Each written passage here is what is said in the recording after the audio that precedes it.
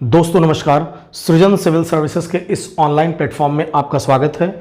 दोस्तों ये प्लेटफॉर्म जो है आपको बहुत ही अच्छी अच्छी चीज़ें बता रहा है, साथ में ज्योग्राफी की चीज़ें और साथ में हिस्ट्री की चीज़ें। तो उसी सेक्शन में हम इस कड़ी में आगे बढ़ते हैं, लेकिन उससे पहले दोस्तों मैं आपसे एक रिक्वेस्ट करूंगा, यदि आपको ये सारी चीज़ें पसंद आ रही हैं जो पिछले वीडियोज़ में अभी तक आपको बताया गया है, तो आप निश्चित रूप से चैनल को सब्सक्राइब करके अपने नॉलेज को गेन कर सकते हैं, बढ़ा सकते हैं। तो दोस्तों आइए चलते हैं सीधे टॉपिक पर, क्योंकि आप ये सोच रहे होंगे कि आखिर मेरे पीछे किस तरह का ग्राफ बना हुआ है। तो दोस्तों मैं आपको बता दूं कि आप यहां पर देख रहे होंगे कि मैंने एक बनाया है 8 भुजा वाला एक ग्राफ, इसी में विभिन्न शाखाएं दिखाया है।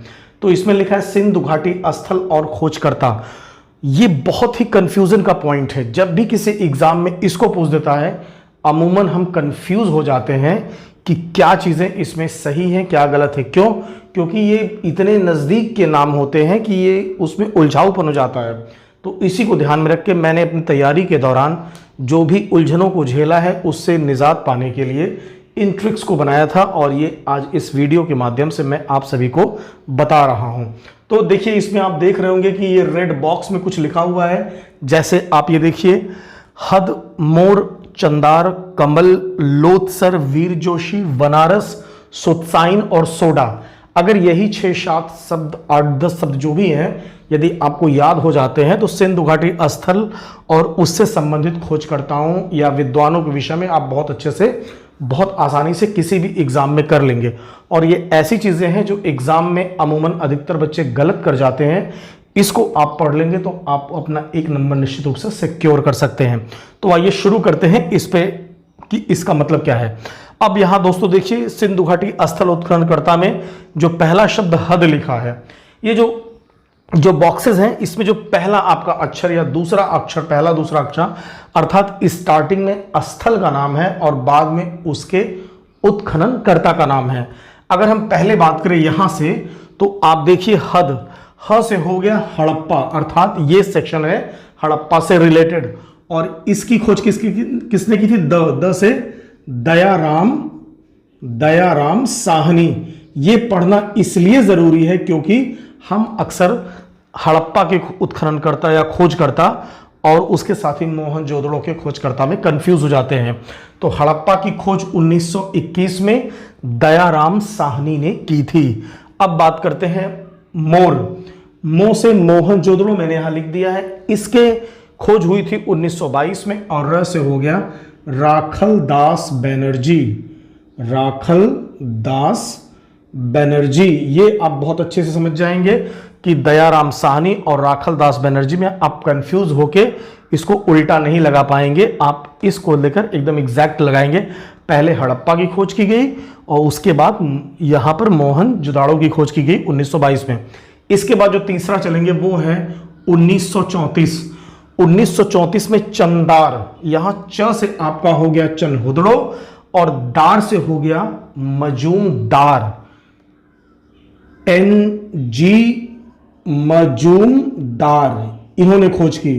तो 1934 में चनहुदड़ो की खोज NG मजूमदार ने की। चंदार आप शब्द याद कर लेंगे, च से चनहुदड़ो और अंदार से मजूमदार। ये ट्रिक्स आपका है, ये खुद के बनाए गए ट्रिक्स है, ये कहीं से चुराए नहीं गए हैं या फिर कहीं से लिए नहीं गए हैं।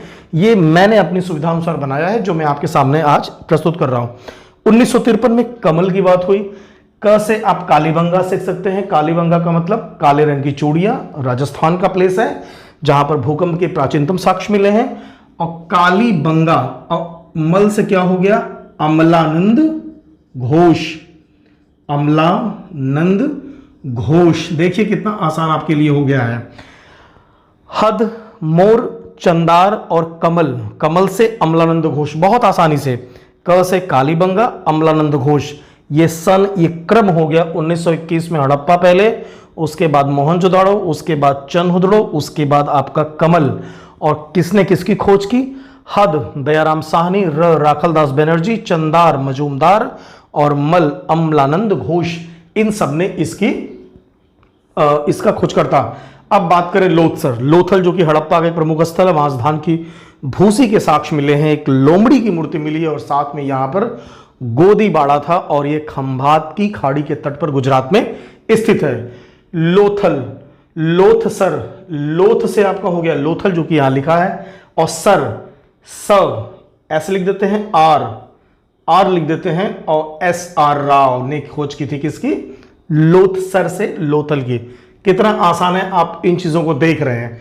नेक्स्ट चलते हैं, वीर जोशी, 1967 में इसकी खोज की गई। वीर से धौलावीरा मैंने बताया था। स्टार्टिंग का अक्षर प्लेस का होगा, तो वीर तो और किसी नाम में पड़ेगा नहीं, वीर धौलावीरा। और जोशी, जोशी से आप देख सकते हैं आपका हो गया जेपी जोशी। ये देखिए जेपी जोशी, ये भी बहुत इजी हो गया। तो ये आपका हदमोर, चंदार, कमल, लोथसर, वीर जोशी। अब आते हैं बनारस।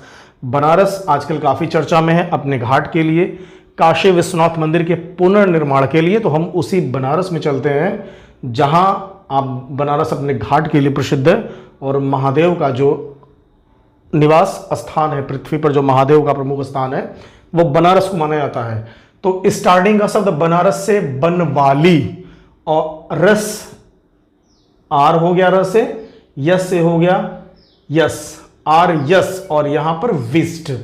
आपको ये ध्यान देना होगा, रस और सर ये देखिए उल्टा है ना, तो स यस और एस आर राव और आर एस विस्ट, ये बनवाली है। और बनवाली भी आप जानते हैं कि हरियाणा में राखीगढ़ के साथ एक आपका प्लेस है जहां पर मिट्टी के हल मिले हैं। अगला है सुतसाइन। आपको क्लियर अगर दिख नहीं रहा होगा बता दूं, सुत कांगेडोर, सुतसाइन पहला शब्द, सुत कांगेडोर सुतसाइन से, और बाद में साइन मतलब क्या हुआ आपका? स्टाइन।